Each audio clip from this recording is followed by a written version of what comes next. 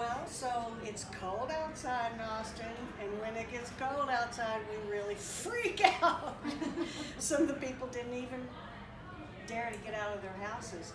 And you can see the newsmen, they just get so wide-eyed and bushy-tailed, and they break into your shows and they talk about the weather's coming and you better batten down the hatches, bring in the pets, the plants, and the old people, and just take care of everybody. And I'm guilty, I mean, you Seattle people know what time it is, but we freak out when the weather comes. Just a little something to make us excited. Well, so I'm here today to talk to y'all about survival and thriving after multiple traumas. It all started when I was a baby. My mother tried to kill me. She stabbed me in the arm with scissors, and it wasn't malice. She was very mentally ill, and I don't blame her, and I've forgiven her. My sister Teresa told me one day when we were walking around the lake, "Did you know Mom tried to kill you?" What? I said, "I don't know what you're talking about. I don't want to hear that again. I can't handle that. Walk." And I didn't visit it again till maybe 10 years later. I'm the youngest of 8 kids, and evidently at that point, she just couldn't do business anymore. She just had a very hard time being a mother. The thing that saved us, though, is the nannies that came for us. There were 2, and they were like mothers to me. I loved them so much. And they were there at separate times. And each of them told me when I called them later on when I grew up to confirm that, in fact, my mom stabbed me. And they said yes. And it was tough. At first, I just felt like throwing up. It's such a difficult thing to deal with that kind of violence. And I believe that our bodies have cellular memory. Of course, I don't remember it. My mom went on to take her own life when I was 24 years old. She called me one day when I was at college and said, "Mary, sometimes I feel like killing myself." And I said, "Mom, please, come on. I begged and pleaded with her. I'll be home. Just please wait. Please don't do this." And of course, nothing will stop a mentally ill person who doesn't want to do this life thing anymore. When that happened, I felt guilt. I felt like I could have saved her, but I went into a deep depression. 10 years later, my father took his own life. And he was very depressed. And I remember thinking, this is out of movies,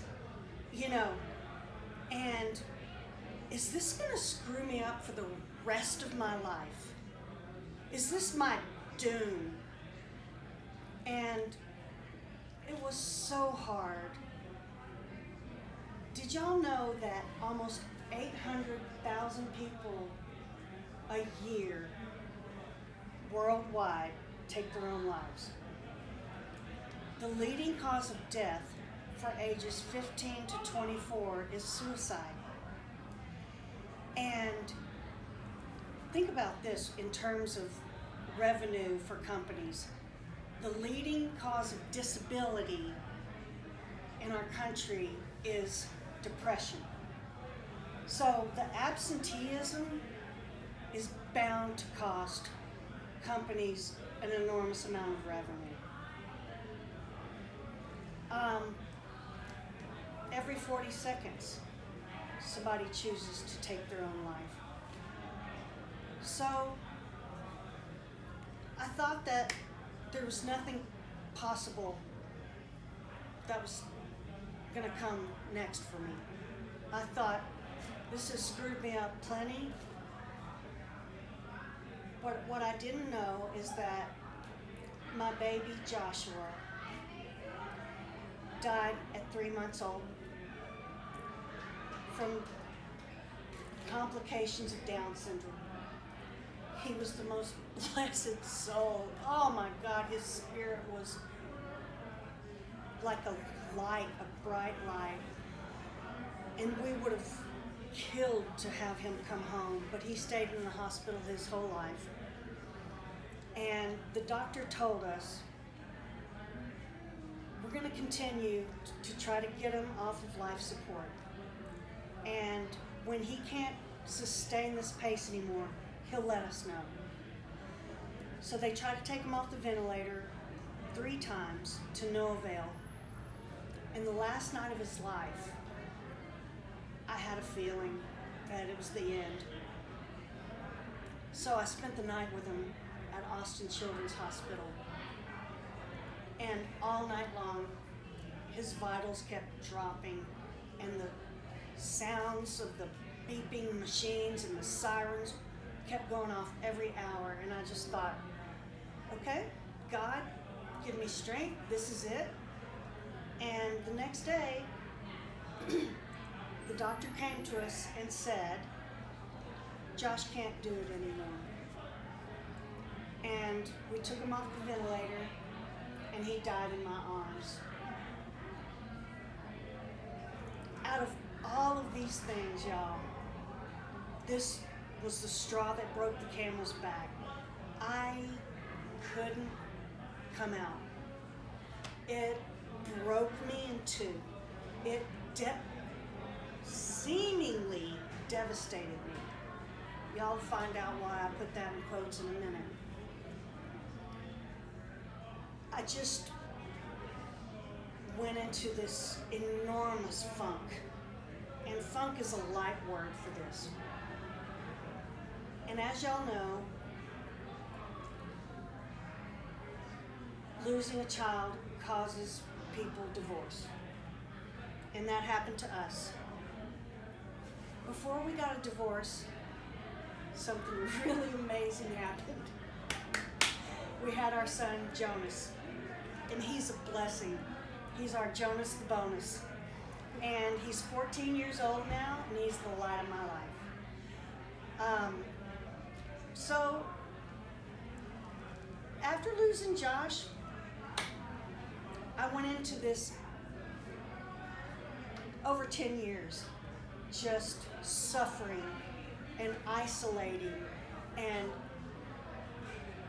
not taking care of my body or mind or spirit. And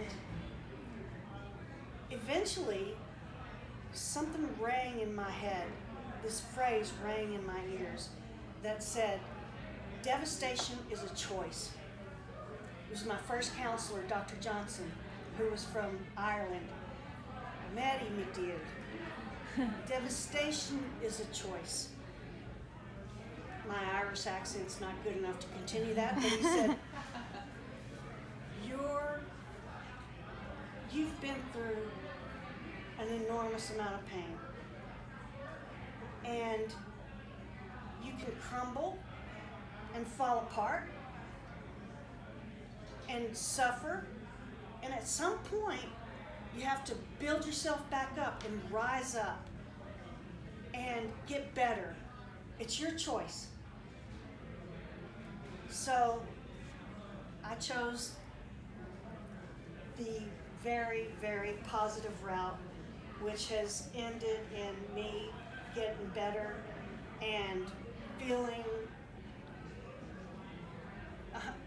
1,000% better about myself, my life, my purpose.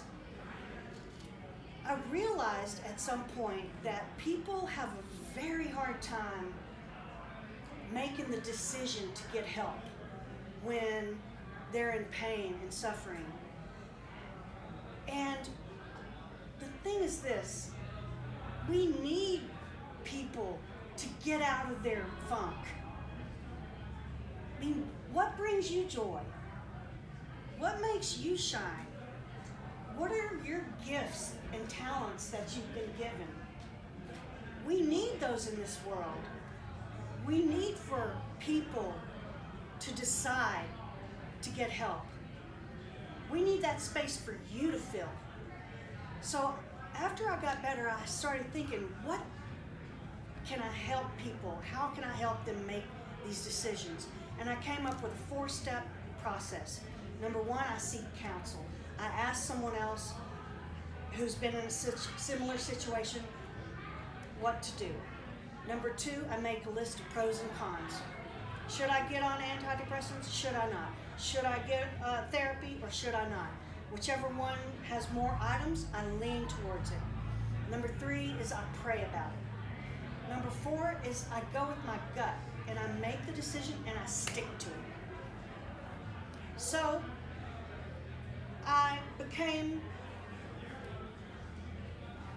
a thriving, not just thriving, after trauma, after being, unfortunately, a trauma expert. I never would have wished that title on anyone. But here I am. And after having gotten better, I came up with a process, a step method to what I did to continue to get better after the decisions that I made. Number 1 is get out. Force yourself. I isolated. I had to force myself to walk for 10 minutes around my neighborhood. Number 2 is reach out. Call a friend who understands and won't judge, and ask them to go for coffee. I may not make it through the whole coffee. I may just have to leave. They understand. Number 3 is role models. Find people who you admire and emulate what you like about them, their characteristics. Number 4 is self-love. Woo! Do not minimize this. I was the worst one about beating myself up. I'm my biggest fan. I mean, I just cannot beat myself up anymore. We have to talk to ourselves like we're our best friend. Number 5 is, or was it number 4? Who's counting? Let me have a look. Oh, please. Pick a card, any card. It is, self-love is so important. Keep up with therapy. Keep up with your meds. Take your medicine if you need it, okay? And if you have 1 step forward, 2 steps back, it's okay. You took 1 step forward. Those 2 steps back can be 3 steps forward the next day. Don't beat yourself up. So the thing is this. After all this, I realized that I was ordained by God to go through these traumas and tragedies and to come out the other side and be able to share that you can do it, or people you know who are going through suffering like I did. They can come out. They can do it. You know, this is my life purpose, I've realized. And I couldn't be more honored to serve God like this. It's funny, you know, my best friend from high school said to me when we were talking about our childhoods, you know, Mary, you were just dealt a shitty hand. And you know, I thought about that. And the thing is that I don't really believe that. I believe that I've been honored to go through these terrible, heart-wrenching things so that I can stand in front of people and say, you can do it, man. If I can do it, you can do it.